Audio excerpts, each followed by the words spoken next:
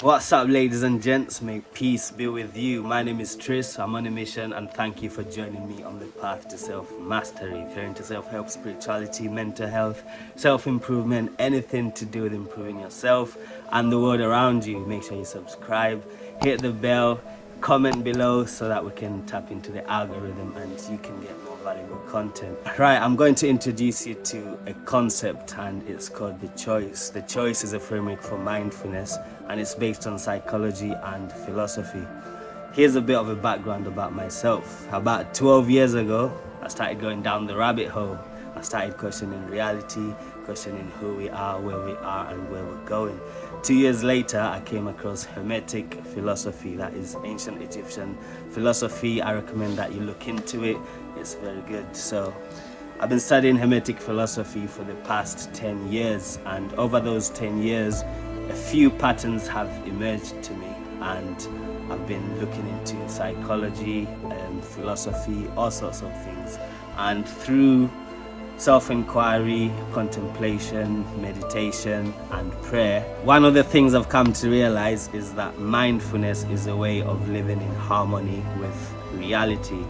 Number one of the 7 Hermetic principles, the all is mind, the universe is mental. We live in a mental universe, and if you want to learn more about yourself and the universe around you, you can do that by learning about your mind. So, the choice is a framework for mindfulness based on psychology and philosophy. It uses a virtual reality game as a metaphor to describe the nature of our experience. The game can be understood in 15 simple steps or rules.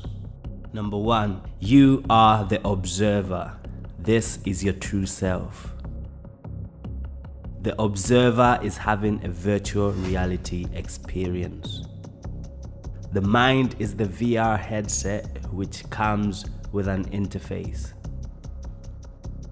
The interface comes with 2 avatars, the separate self and the holy self. Each avatar has an opposing view of what's happening. The first avatar, which is the separate self, is based on fear. The second avatar, which is the holy self, is based on love. Each avatar will present a perspective in response to what's happening.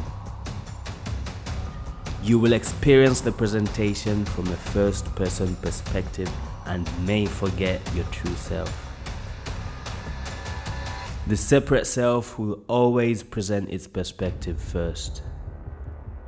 The holy self will only present its perspective if you don't forget your true self and stay aware. You can avoid forgetting by anchoring your attention to the present moment. If you forget your true self, you will engage the separate self's perspective and act accordingly. You can disengage from the separate self's perspective by paying attention to the present moment or by applying the law of polarity. You have the choice over which perspective you want to experience. Now we're gonna go through each step, and I'm gonna elaborate a bit more. I'm gonna expand on it and give you a bit more information. Step number 1, the most important one, rule number 1, you are the observer. This is your true self. The true you is the observer, the awareness, the consciousness that is aware of what's happening. Your true self, which is the observer, the awareness, or the consciousness, is having a virtual reality experience. Here's a quick definition of virtual reality. It's a computer-generated simulation of a 3-dimensional image or environment that can be interacted with in a seemingly real or physical way by a person.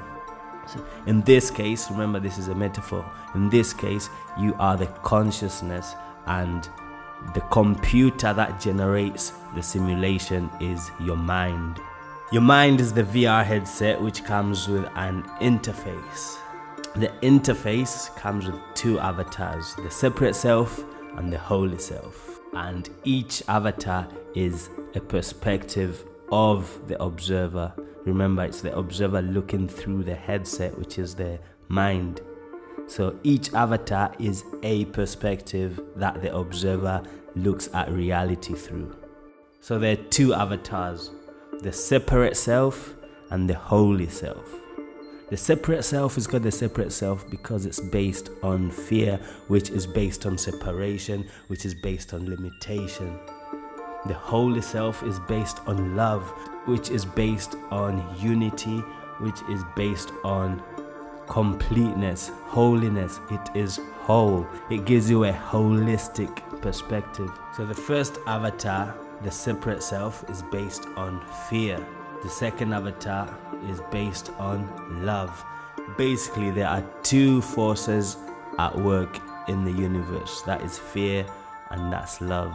Each avatar presents a perspective in response to what's happening. When something happens, for example, you have a thought or you see something, the separate self will present a perspective on how you should respond to what's happening. You will experience the presentations from a first person perspective. When the separate self presents its perspective, it will appear as if it's your own perspective because it's in first person. It will feel as if it's you that's coming up with that perspective, but that's only because of the first person. And because of the first person, because you experience it from the first person point of view, you get caught up in believing that you are the separate self. The separate self will always present its perspective first. So, as soon as something happens, for example, a balloon pops, pop, and then first, the separate self will offer you a perspective which is, what was that? Fear is fear-based because it could be a threat. And then as you stay present in the moment, you realize it's just a balloon, and that's where the holy self's perspective comes in, and you're like, it's just a balloon, I'm fine. Because you stayed present, the holy self's perspective emerged and you had a holistic picture of what's going on and you respond accordingly. Say, for example, if the balloon pops, pop, your separate self presents a perspective which is, what's that? I'm scared. And you don't stay present in that moment. You will react to the situation from the separate self's perspective, which might be for you to run away, for example.